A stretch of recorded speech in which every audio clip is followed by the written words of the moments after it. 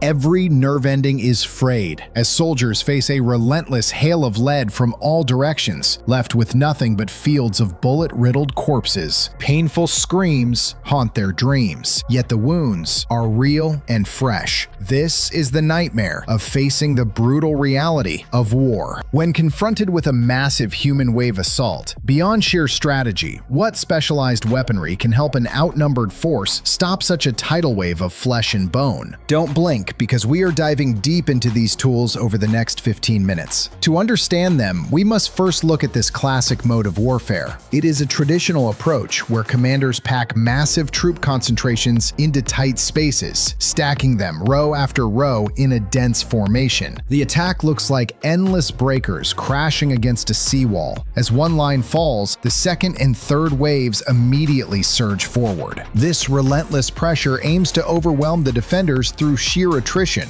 Historically, this tactic has been a staple of global conflict. It often serves as a viable path to victory for massive infantries that lack heavy technological support or high-end armored divisions. They rely on numbers to beat smaller, better-armed units. We saw this play out across the minefields and barbed wire of World War I. It persisted through the Russian Civil War and World War II, usually ending in a bloodbath at the hands of superior artillery and machine guns. Even the victors suffered horrific casualties. However, the worldview of this primitive tactic shifted during the Korean War. During that conflict, Chinese forces managed to secure decisive victories using nothing but highly coordinated mass infantry strikes. They pushed American forces back from the edge of total victory in the north all the way to the 38th parallel. How did they pull it off? Sending a peasant army against the world premier superpower seemed suicidal, but they had learned hard lessons during the Long March. Communist military leaders evolved the tactic into a lethal art form, most notably through the signature 3-3 team formation. Applied from the battalion level up to entire divisions, the key was never to bunch up or present a clear target in open terrain. Starting over 500 meters from the objective, they stayed spread out to avoid becoming fodder for enemy bombers and heavy cannons. Infantry lines were spaced 30 to 50 meters apart, each one spanning the entire width of the enemy defensive perimeter. This spacing minimized the impact of artillery barrages, while the distance made it nearly impossible for defenders to land precise small arms hits. Once they closed to within 200 meters, the 3-3 fire teams engaged in high-speed, close-quarters fire and maneuver. Rear soldiers would provide suppressive fire while the lead team breached the lines. The strategy relied on the sluggishness of heavy weapons at the time. Success was built on the slow reload times of early armor and the limited lethality of mid-century personal firearms. Those weapons were World War II relics. If you think an outdated army could still overwhelm a modern force today, take a look at this. Just imagine for a second what happens when an explosion of this magnitude rips through a tightly packed infantry formation. Modern military science confirms that no biological organism can survive within 3 meters of such a massive blast. The warhead from an RPO-A thermobaric launcher creates a localized hellscape, reaching several thousand degrees Celsius. Even those lucky enough to be outside the immediate kill zone are often incapacitated by sudden pressure drops or oxygen deprivation. Production by the Soviets, the RPO-A Shmel packs the punch of a 107mm high-explosive artillery round. Remarkably, it only requires 2.1 kilograms of thermobaric fuel.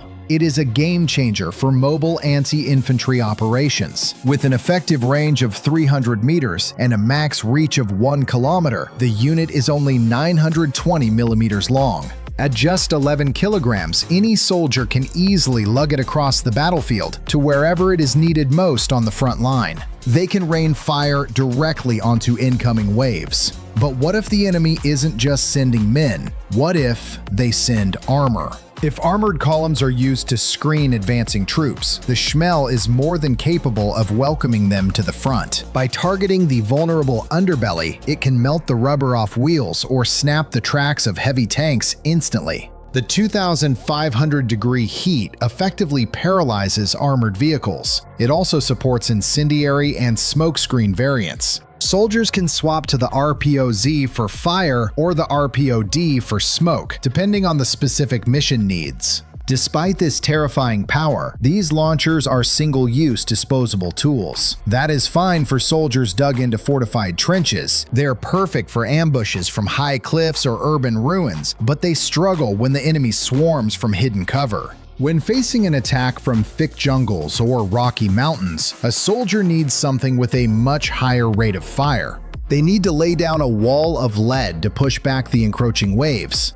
That is where modern anti-infantry tech comes in. While the Shmel is great, modern squads rely on automatic grenade launchers, like the German GMG. Coming from a nation with a long history of fighting against superior numbers, the Heckler & Koch GMG is a marvel of reliability. It is the go-to choice for elite forces in the UK, Greece, Canada, and even the United States military. What makes it so lethal is its incredibly low recoil, allowing a soldier to walk 32 fragmenting grenades onto a target. Firing 40 by 53mm rounds over 2,200 meters, a single gunner can effectively hold the line. The shrapnel rounds are perfect for stalling advancing infantry by raining down lethal fragments upon impact. It clears groups instantly, but if you crave a more nimble launcher that outranges a standard hand grenade, then the M32 semi-automatic launcher is your best bet.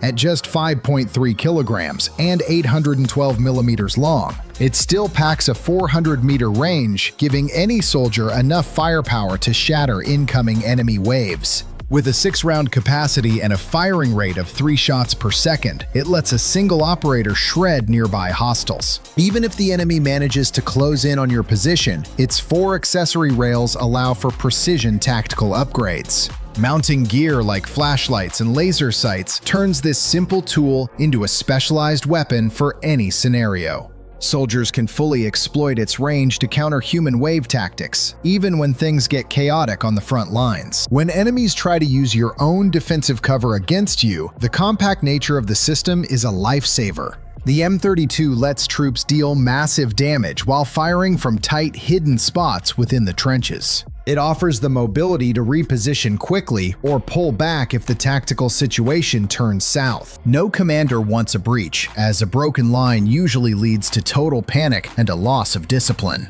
To ensure those reckless attackers never reach your doorstep, or at least sustain heavy losses along the way, leaving them too weak to push forward, even if they're just a few hundred meters out. You need to ensure the enemy never sets foot in your trench, or is at least too battered to fight. That is where an 82mm 2B9 Vasilek automatic mortar becomes an absolute game changer. Developed by the Soviets in the late 60s, this beast looks more like a miniature field gun than a traditional mortar. While it might look a bit chunkier than its conventional counterparts, the Vasilek is a fully automatic monster, spitting out 100 to 120 rounds per minute. That completely dwarfs the 30 rounds per minute of standard mortars, and it hits targets 4,000 meters away. While machine guns handle anything under 800 meters, this mortar is the perfect long-range deterrent. It thins out the enemy ranks before they even see your face, and at 600 kilograms, it's surprisingly portable. The 2B9 is incredibly versatile, serving everyone from paratroopers to naval infantry with ease. Unlike basic mortars, this one can fire directly at the enemy, with an elevation range from -1 to 85 degrees. With a 60-degree traverse, it functions just like a standard cannon, which is a massive defensive advantage. It can take out enemy transport or weapon teams before they can even get their recoilless rifles into position. But the real nightmare for any attacker is hitting a field of wide-area anti-personnel mines before they reach you. Take the MON-50, for instance, a legendary directional mine that's been ruining an attacker's day since the 1960s. Designed for harsh, muddy terrain, it remains one of the most effective tools for area denial in modern warfare. Whether hidden in the snow or mounted on a tree, it can be triggered remotely as soon as the enemy comes into view.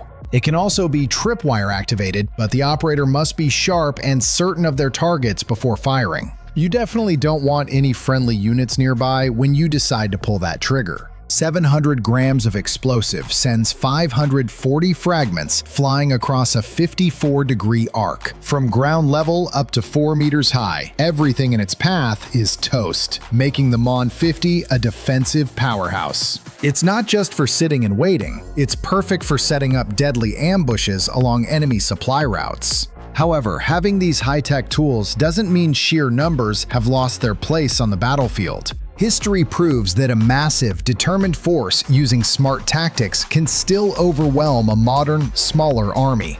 Even poorly equipped troops can grind down a superior force if that force lacks the numbers or the will to fight. At the end of the day, victory goes to whoever uses their terrain, their people, and their gear most effectively. That's our take on the situation, but we'd love to hear yours. Drop a comment down below with your thoughts. Thanks for watching, and we'll catch you in the next video.